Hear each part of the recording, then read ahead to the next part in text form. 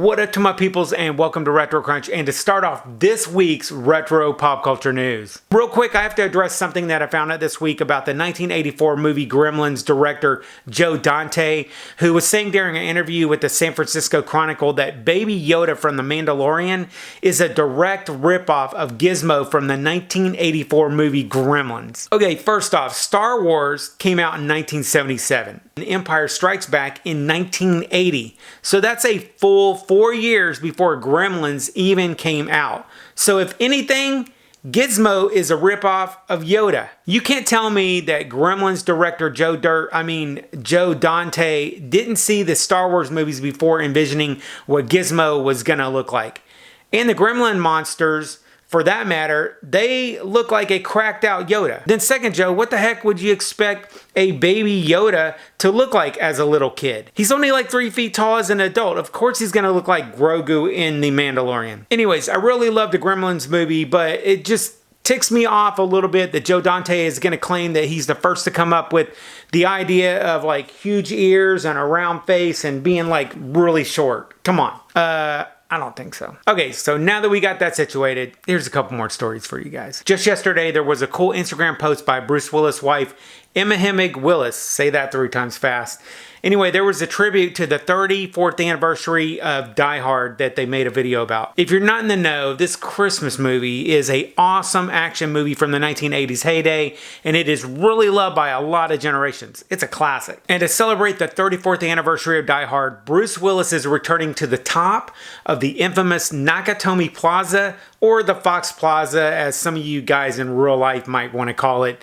And he once again is going to remind us how badass John McClane really is. The video starts with a clip of Bruce Willis looking out from the top of the plaza, and there's a number of clips from Die Hard that are shown featuring John McClane running from bad guys, shooting things up, lots of explosions, and well, yeah, I thought it was a cool way for him to remember the film and also keep the fans involved. If you're a fan of Die Hard, check out the link below to see the video. It's kind of short, but I think you'll be proud. And next up, we now have some proof that the reboot of Fletch is finally in production. In fact, we actually have some pics of John Hamm on set in action for this movie, Confess Fletch. This stuff was posted from Miramax.com's website if you want to check it out. The movie's 136 minutes long. It's going to premiere on September 16th with a limited release in movie theaters and Paramount. And if you want to see it, make sure you mark your calendars. I am starting to warm up to Hamm playing Fletch in this reboot, but I gotta be honest. I love Chevy Chase in the 1985's Fletch and the sequel Fletch Lives from, I think, 1989. So it took me a while to get over the fact that they wanted to reboot and have a new person in this, but I'm excited to see it when it comes out. But let me know what you think. Then last week, Rob Zombie's The Monsters trailer came out, and well, I actually liked it. I'm not sure what to think of it yet, but it's got a fun story, and I do want to see more about what they're going to do with this. I will say so far, I'm not really impressed with the acting, and the editing was a little weird. Also, the CGI or green screen background effects that they're using, they're brutally awful. If you know anything about video editing, it's probably one of the first things that you're going to notice. It's pretty bad. The acting's the second thing. But since this is only a trailer, there could be a lot of changes. I'm actually going to give it a chance because I'm really interested to see what he's actually going to do with this movie. I know that he loves the monsters, and I just don't see him intentionally trying to screw this up. But what are your thoughts on this? Did you actually see the trailer yet? What are some of the redeeming or some of the really bad things that you saw in the trailer that you didn't or did like? Let me know. I'd really like to get your thoughts on this. And moving on to my favorite news of the week, Paramount said that their new Beavis and Butthead show is going to be premiering on August 4th, and I'm really excited for this. This is going to be a great August for me. There's so many things going on, but especially since they're bringing back Beavis and Butthead, I cannot wait. And what's better is that they're going to be having music videos in this new series, and that's one of the favorite things that I really loved about the original series.